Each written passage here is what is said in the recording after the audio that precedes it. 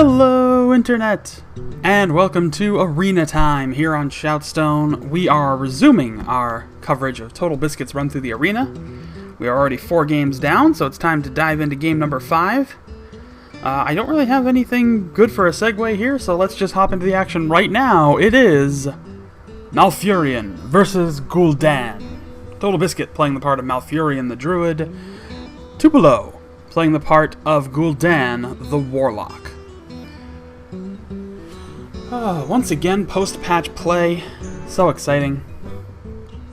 I think I finally got all of my post-patch games sorted out, or pre-patch games sorted out, so I think this is all we're going to have going forward. Fingers crossed.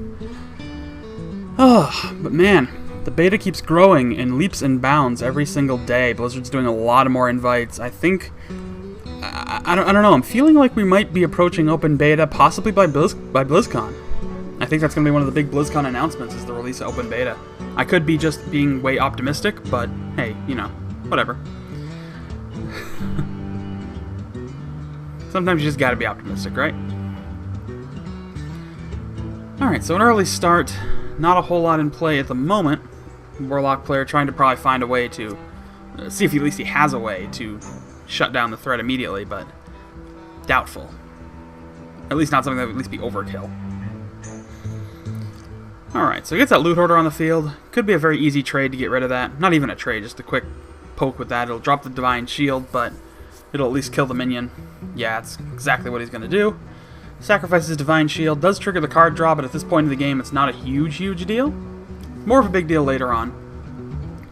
Quick Mark of the Wild gives that minion +2/+2 and taunt. So we're set up for some interesting play. Scarlet Crusader comes out to respond. So that'll be enough to take out that Argent minion. But we'll have to see what Totalbiscuit wants to do.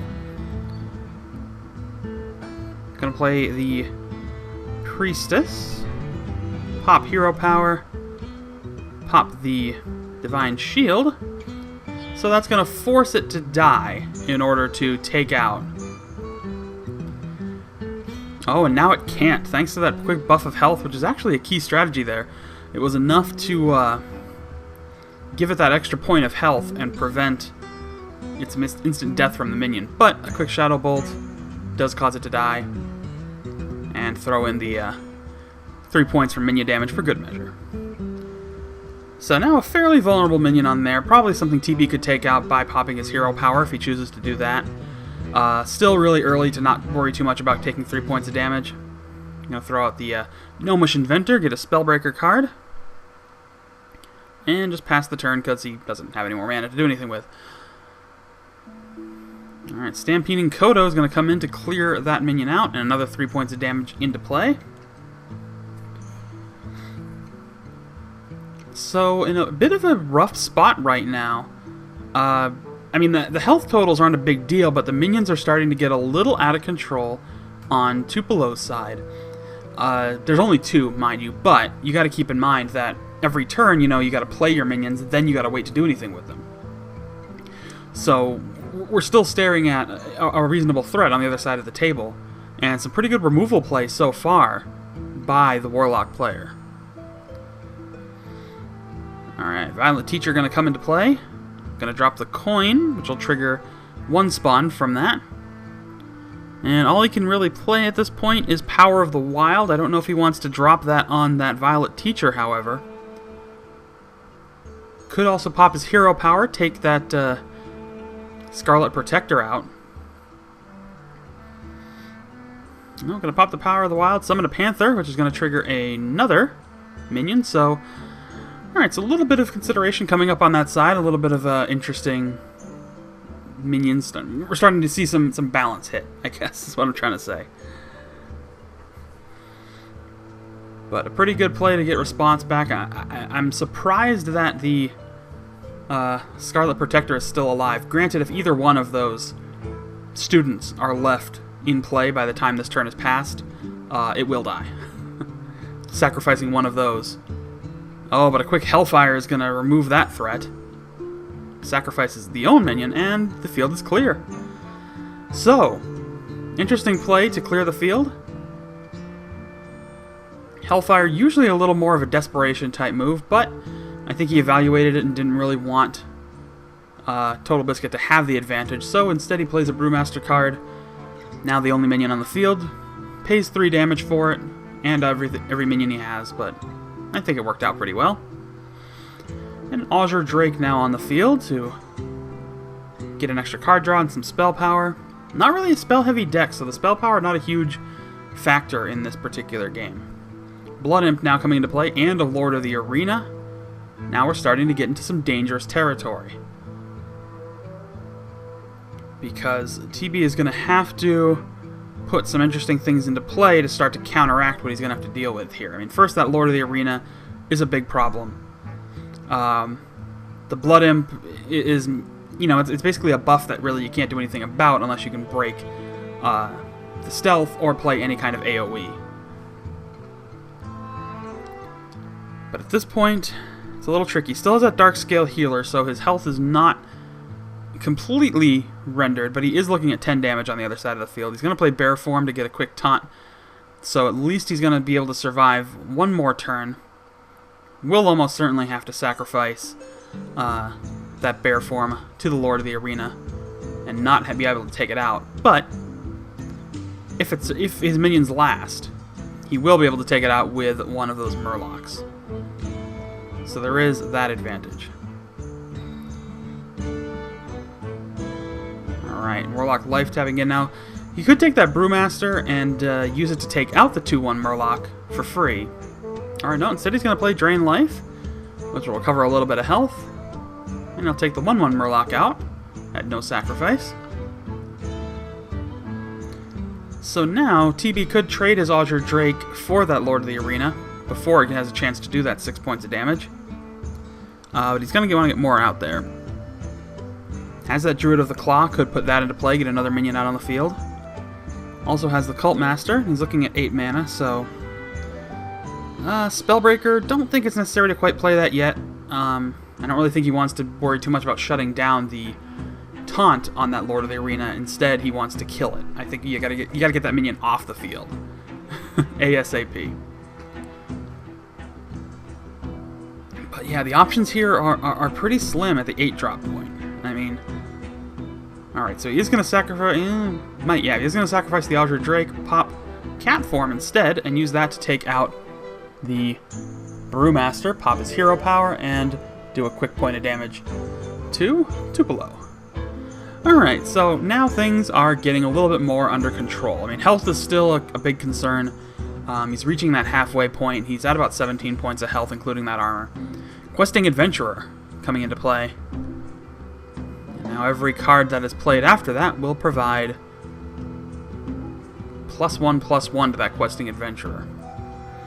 Oh, and he sacrifices the Blood Imp, interestingly enough.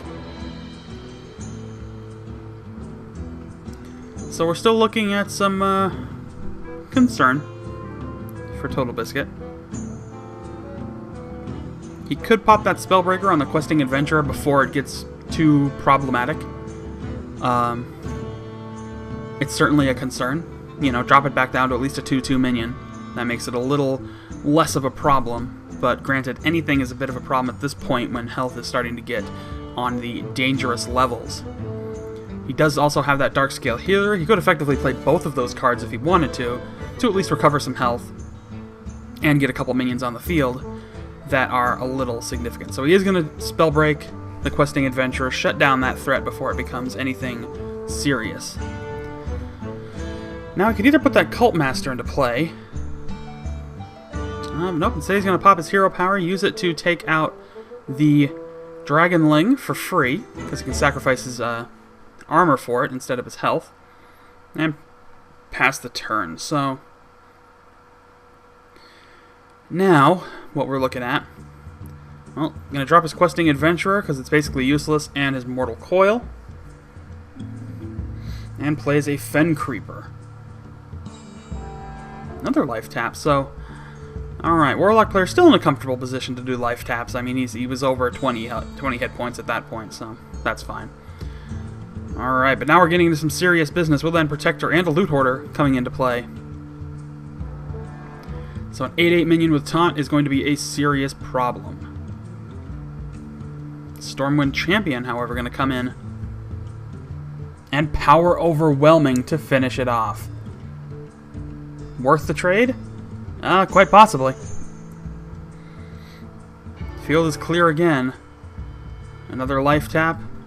Usually, I think the cutoff for life tap, well, the risky point, there's no real cutoff, you can play it whenever you want, but the risky point for life tap is after about the halfway point. After about 15 health, it starts to become certainly a risky move, and a bit of a, high gamble. But alright, once again, doing an excellent job of removing Totalbiscuit's cards and just keeping these minions off the field. So he's going to play that Darkscale Healer and the Venture Company Mercenary. So we're starting to get some serious stuff. Now granted, he could be taken out by that Stormwind Knight. Cultmaster coming out first. I don't think he wants to sacrifice that Stormwind minion, however, because it is providing some nice bonus attack. And his Venture Company Mercenary now coming out.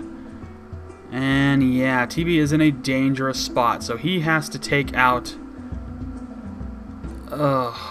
everything.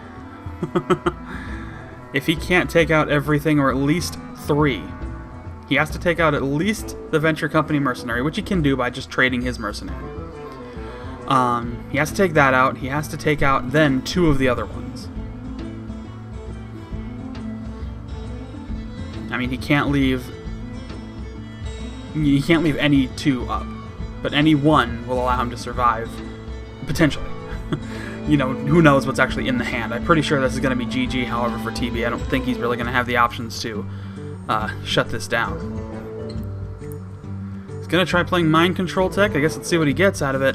Oh, and he does get the Venture Company Mercenary, which makes his other minions into impossible costs.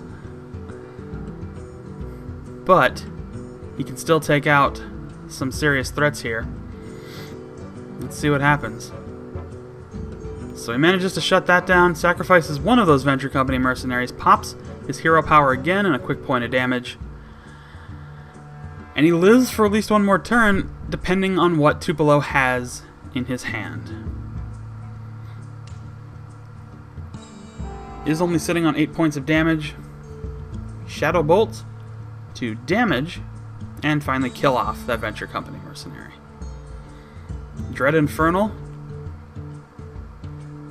Okay, so TB down to 7 HP, no more armor. Can, however, of course, recover that armor if he chose to. But we're looking at some careful decision making here. He might be able to make a comeback here. It's not necessarily out of possibility, but it depends on what the card draws are for both players. And I can only see what Totalbiscuit has, since he is the one who I am getting the channel data from. Alright, but he's going to do that health pop, get it's 5 health back, which should wind up being useful.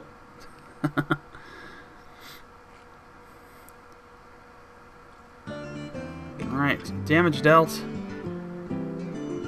A few points taken off of that Infernal, who will trade off there. A couple of stealth minions now on the field. And the turn has passed again, so he's looking at 9 unpreventable damage on the other side of the field right now. He doesn't have any taunt minions, so he can't even distract him that way. He is up to 13 health.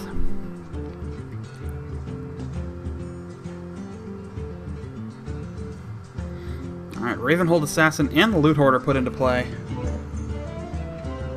They might end up being ignored, or maybe not.